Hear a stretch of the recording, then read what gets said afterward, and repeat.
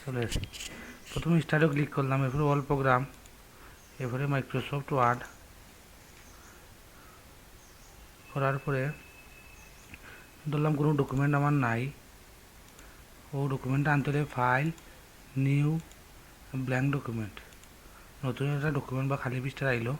এরপরে আমি আমার কাজ করলাম, বাংলা ইংলিশ যা লিখি দেখলাম, লেখার পরে এগুলো সেভ করতাম, সংরক্ষণ করে রাখতাম ফাইল, এবারে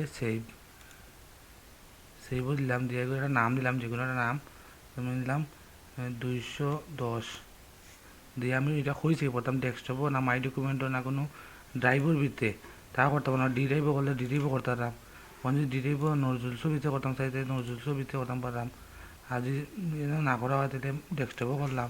এছাড়া বিভিন্ন ড্রাইভ ফোল্ডার ভিতরে করা যাইব। আমরা নতুন অবস্থায় করবো কই মাই ডকুমেন্টের ভিতরে নাম দিলাম 210 সেভ।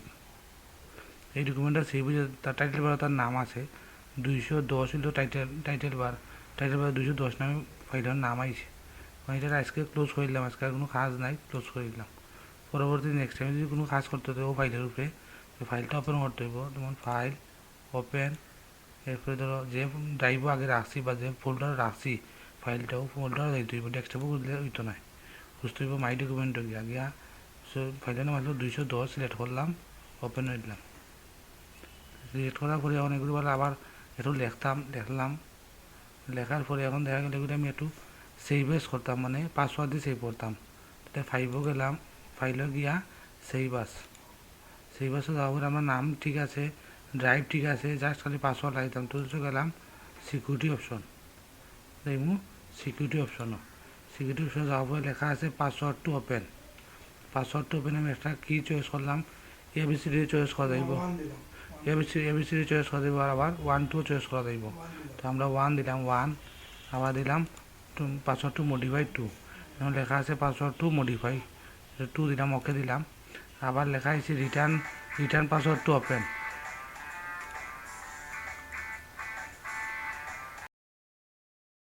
তো return password to open, return password to ওপেনও যা দিছি তাই দিব, রিটার্ন পাসওয়ার্ড টু ওপেনও দিলাম 1, এবারে ওকে। আবার রিটার্ন পাসওয়ার্ড টু মডিফাই যা দিছি তাই রিটার্ন পাসওয়ার্ড টু মডিফাই দিব, তো রিটার্ন পাসওয়ার্ড টু মডিফাই দিছি 2, এনে দিলাম 2, ওকে। যার ফলে এরপরে আমরা তো লোকেশন চেঞ্জ করার দরকার নাই, নাম চেঞ্জ করার দরকার নাই, তার কারণে আমরা আবার সেভ করে নিলাম।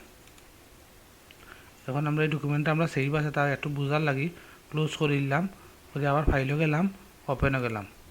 ওপেন মানে কি তা খোলা, কোনো ফাইল খুলতে হইলে ওপেন দিয়ে খোলা লাগে।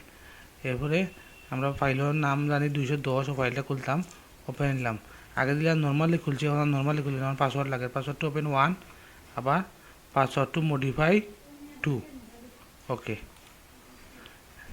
এরপরে আছে যেমন আমরা এই ডকুমেন্টটা তো প্রিন্ট করতাম, প্রিন্ট করার আগের মুহূর্তে আমার দেখতে হবে পেপারটা কত বড় আছে বা কোন কাজের লাগে কোন পেপার লওয়া, মানে পেপারের একটা দরকার আছে আমার। যেমন আমি একটা পেপার লইতাম, পেপার লইতে হলে মানে কাজের উপযোগী করে পেপার লইতে হবে। পেপার কয়েক একটা সাইজ আছে, A4 আছে, লেটার আছে, লিকেল আছে, এবারে কাস্টম সাইজ আছে।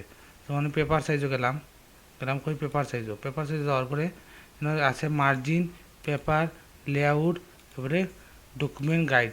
তো আমরা প্রথমে দেখবো পেপারটা দেখলাম, পেপার কী ধরনের পেপার আছে, পেপার সাইজ লেখা আছে না, পেপার সাইজও আছে, লেটার আছে, লিগেল আছে, A4 আছে। এছাড়া যেটা পেপার আছে তা পেপার আমরা লেজার প্রিন্টারও এলাও নাই, লেজার প্রিন্টার এলাও হইতো না, লেজার এটা বড় বড় সাইজ। তো লেটার, লিগেল আর আছে এটা A4। এছাড়া আছে কাস্টম হইলো আমার ইচ্ছা অনুযায়ী, A4 হইলো স্ট্যান্ডার্ড পেপার। কম্পিউটার প্রিন্টারের মধ্যে যে পেপারগুলো আছে তার মধ্যে সবচেয়ে স্ট্যান্ডার্ড পেপার হলো A4, আর সবচেয়ে লেজার প্রিন্টার সর্বোচ্চ সাইজ হলো লিগেল হইলো সবচেয়ে বড় সাইজ লেজার প্রিন্টারের। আর লেটার হইলো চিঠিপত্র লেখার লাগে, A4 হইলো স্ট্যান্ডার্ড, আর কাস্টম হইলো আমার ইচ্ছা অনুযায়ী। তো এগুলোকে আমি লইলাম কি তাই A4 সাইজের একটা পেপার বা লেটার সাইজের একটা পেপার লইলাম। লওয়ার পরে পেপারটার হাইট হইলো 11 আর হোয়াইট হইলো 8.5।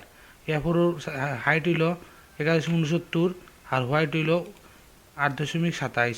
A4 হইলো 11.69 8.27।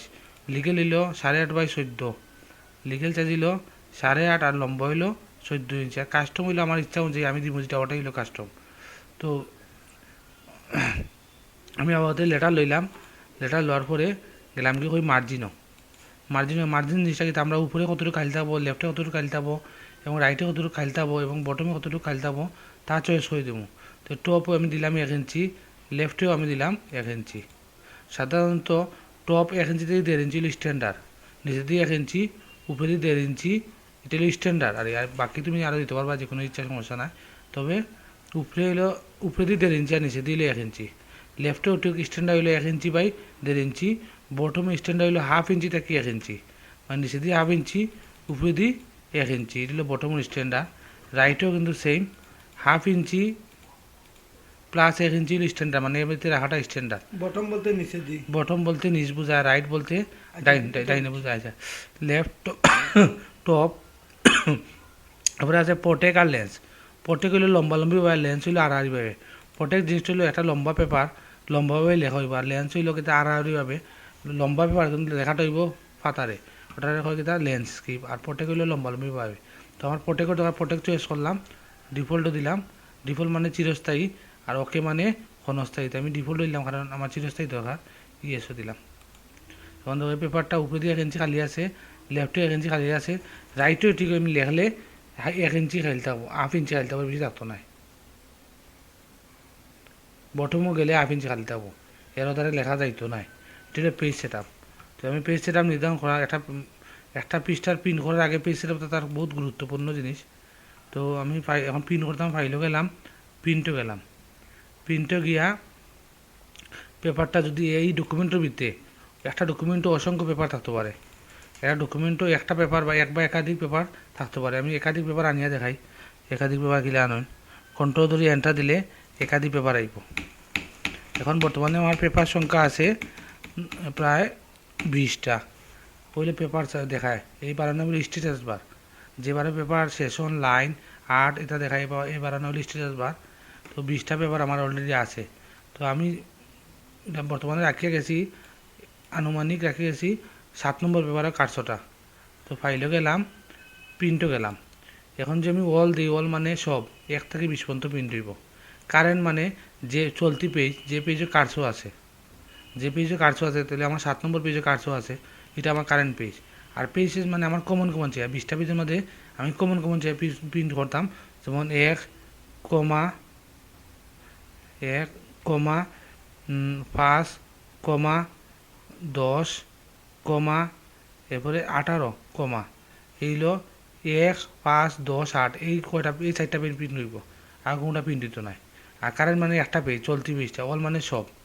আর পেজে যদি আমি এছাড়া অলাও করতাম পারি 1, যেমন 10, 15 তাকে ধরিয়া 18 পর্যন্ত, তার মানে আমার 16 সূত্র লেখা লাগলো না।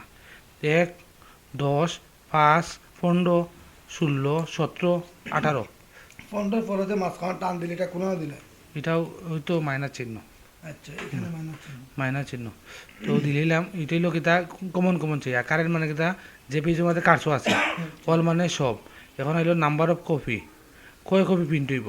আমরা সাধারণত কম্পিউটারতে 1 কপি প্রিন্ট করি বা করি, পরে ফটোস্টেট কপি করি, আর এখানে তো লাগে সবসময় করা। তাহলে আমরা অলরেডি যদি 5 দিই, তাহলে প্রতিটা পেজ 5টা করিব। 20টা পেজ যেমন 3 দিলাম আমি, 20টা পেজ 3 করে হইব, 3 পিস করে 3 পিসে 60 পিস বার হইব আমার, 3 পিসে 60। আর কারেন্ট যদি 3 দিই, তাহলে চলতি পিসটা 3বার বার হইব।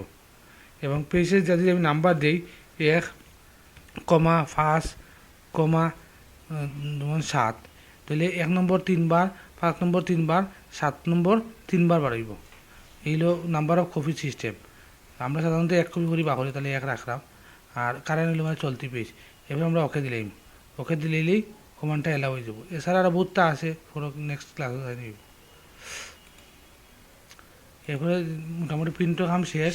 এখন যদি আমরা চাই এই প্রোগ্রামটি বাড়াই দিতাম, তো 2টা উপায় আছে, আরও অপশন আছে সেন্ড টু, এটা আমরা পরবর্তী ক্লাসে আনবো। তো এমনি আছে একটা ক্লোজ বাটন আছে,